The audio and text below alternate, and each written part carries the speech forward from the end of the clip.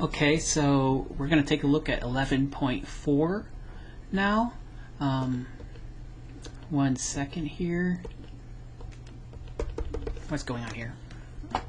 Change this to black, change this to yellow. There, got the pen. Okay, got the right size here. Okay, 11.4.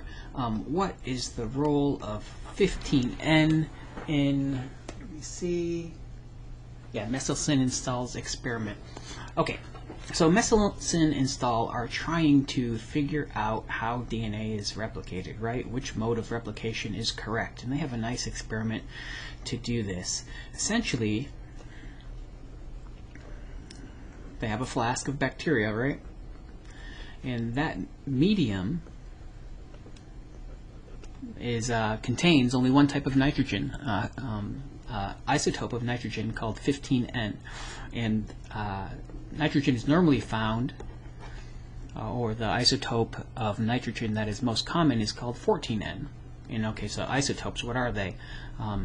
Essentially, they're just the same atom or same element, but they differ by the number of neutrons. So this one has one more neutron, and as a result, it is slightly heavier than 14N. Okay, so what they did was they grew up E. coli, this bacterium that's like used all the time in research, and they grew it up in a medium containing only 15N. And what they do is they isolate DNA from some of the bacteria. So I'll say we have bacteria here. Now we have bacteria, E. coli bacteria. Isolate the DNA from some of them. And then they use this process called cesium chloride equilibrium sedimentation centrifugation. Do we need to remember that name? No, we don't. But essentially what that means is they take their DNA and they spin it in a high-speed centrifuge in a centrifuge tube, and they have a procedure that allows them to see, you know, where the DNA is in that tube, and it stops, it equilibrates or migrates to a position where its density equals the density of the molecules, the cesium chloride, I should say, at that position in the tube. So they see one band of DNA when they do that. Okay, that's great. That's interesting. I guess they could have seen more bands if, you know, but okay, they saw one. Okay, great. So what they did next was they put, you know, they didn't get all the bacteria, the DNA from the bacteria. They kept some and switched it to medium that was had only 14N nitrogen, so no more 15N nitrogen. Okay, so they let that grow through one round of replication, which is about 20 minutes in E. coli, depending on the temperature and stuff like that. But they let E. coli replicate one time in this medium. So they have first generation, we'll call this first generation bacteria. They isolate the DNA, and then they do the same thing, right? They look at the DNA with the cesium chloride equilibrium sedimentation centrifugation, and okay, they see one band again.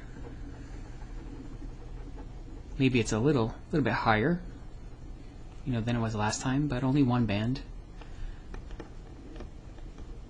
So nothing too exciting yet, and you know, probably like, okay, you know what? We got all this 14N nitrogen, and we have a centrifuge, and let's just keep doing this, and maybe something cool will happen. So, okay, so they didn't take all the bacteria last time. They took some of it and got the DNA, and so what they do is they let it grow again for another generation in the 14N medium. And I'm running out of space here, but let's see if I can squeeze this in. Second generation bacteria, we have DNA. get the DNA from that second generation, and they look at the DNA, and oh, okay, cool. Now they see 2 bands. So 2 bands of DNA. Okay, well, something cool happened. Finally, something cool happened. So, okay, so what did they do here? Let's take a look. Or how did they interpret this data? So I need to shrink this up, I think, a bit. Nope, that's the wrong one. I want that, select. I want to highlight this. I want to paste it, and I want to shrink this up. Okay. Okay, so I think this will work. I want to change my pen now to, how about blue? Okay. So we have generation 0 here, generation 1 after the switch to 14N medium, generation 2. And so their question is DNA being replicated conservatively, semi-conservatively, or dispersively? Now, conservatively, if DNA is replicated conservatively, then after one round of replication, we should end up with a strand of DNA that has only 15N nitrogen. So the nitrogenous bases here have lots of nitrogen, and all those nitrogenous bases should have only 15N nitrogen in them. And then we should end up with one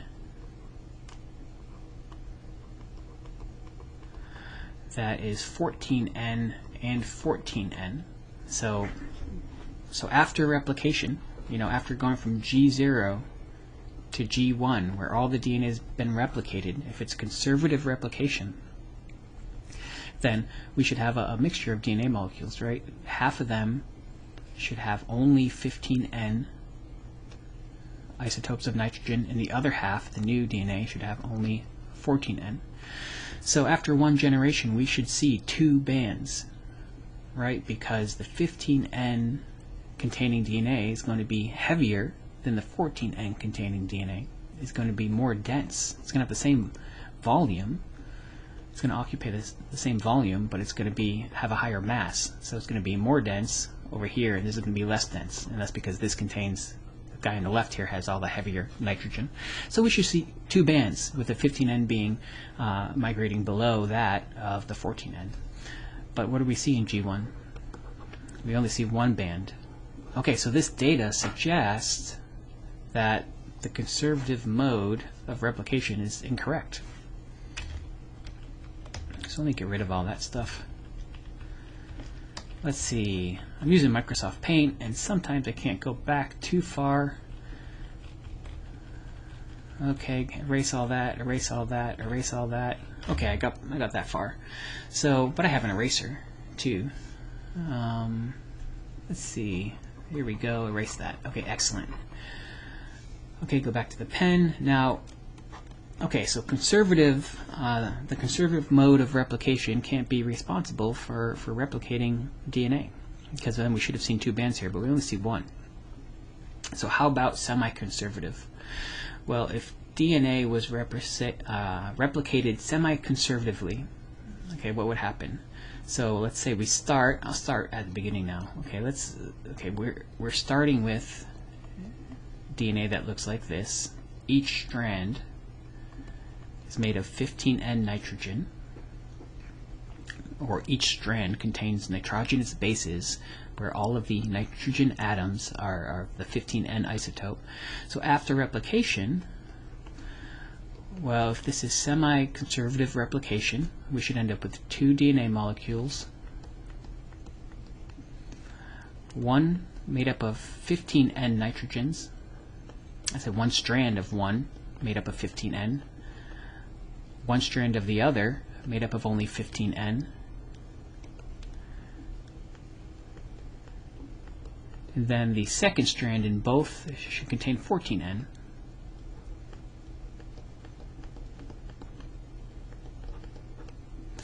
So if DNA is replicated semi-conservatively, then as we go from the G0 to the G1, which is represented here, G0 to G1, we doubled the amount of DNA. We should end up with 2 molecules of DNA which have an equal amount of 15N and 14N nitrogen. So these are going to have the same density, and they're the same length and stuff, and they occupy the same volume, so they're going to form one band of, they're going to migrate to the same level, the same density level in a tube during this cesium chloride equilibrium sedimentation centrifugation process. So they're going to form one band because they have the same mass, essentially. Okay, and that's what we see. So their results up to G1 are consistent with the semi-conservative mode of replication.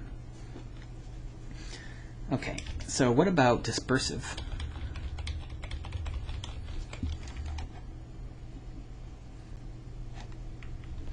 So what about dispersive? Can I back up here? Okay, so we've already eliminated conservative. We found semi-conservative was, possible, but we haven't talked about dispersive yet. So I'm going to get rid of all that, get rid of that. Hope you're not watching this on your iPhone or anything. I hope you're on a computer, because it's going to be kind of hard to read this stuff here. So what about dispersive? So, okay, remember with dispersive replication, if we're going to replicate this molecule of DNA dispersively, what we think is going to happen is that for each molecule we make, we're going to see a mixture of old DNA and new DNA. So the old DNA is going to be made up of 15N nitrogen, and the new DNA is going to be made up of 14N. Okay, so what am I doing here? I'm trying to draw 2 dispersively replicated DNA molecules. And it's kind of messy, but I think you can you get the point.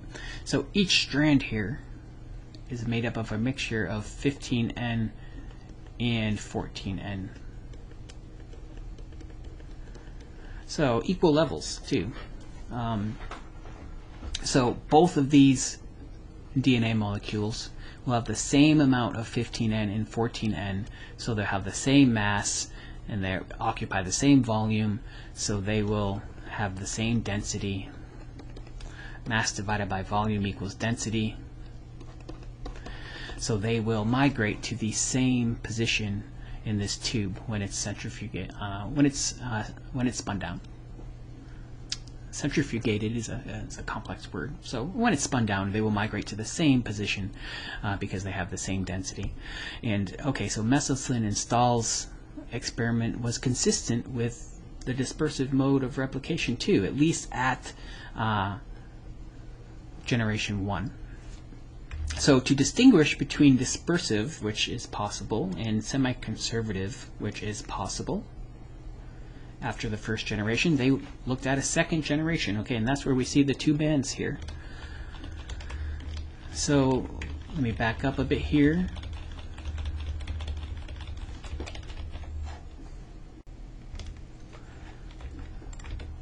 Keep backing up here. Okay, I can get that far. Maybe I could just cut this. Cut. Okay, good. Okay, so now we're at the G1 phase here. Now, okay, let's take one molecule of DNA that was, let's say it was originally replicated semi-conservatively, and what does that look like? So half of it is made up of 15N, and the other half is made up of 14N nitrogen. Okay, so when that is replicated, as the cell goes from G1 to G2, if semi-conservative replication is the mode of replication, we'll get 2 DNA molecules. One of them will have the 15N strand with a new 14N strand. and another one will have this old 14N strand with a new 14N strand.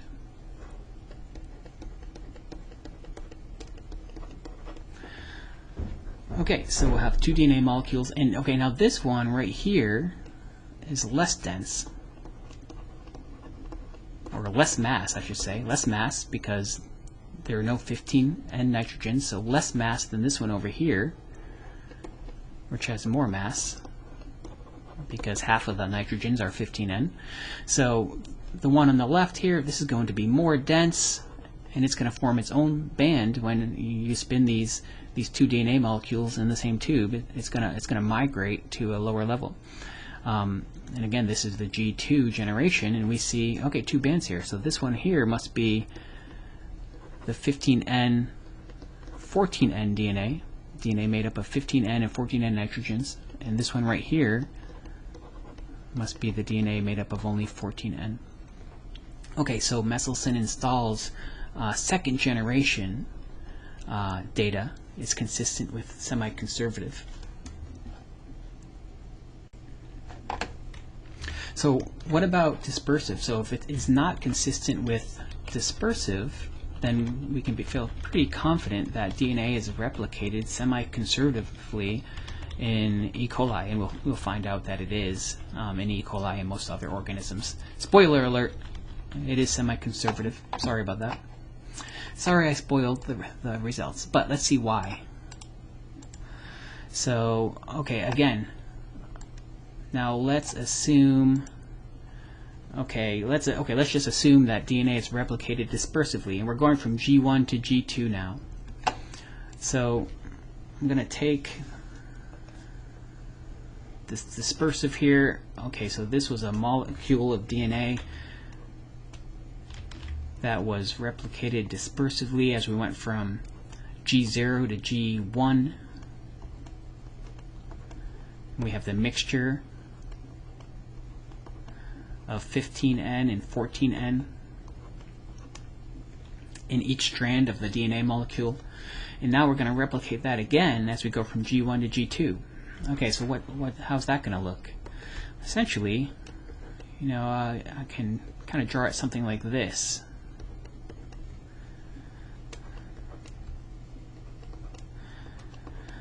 So each new strand of DNA,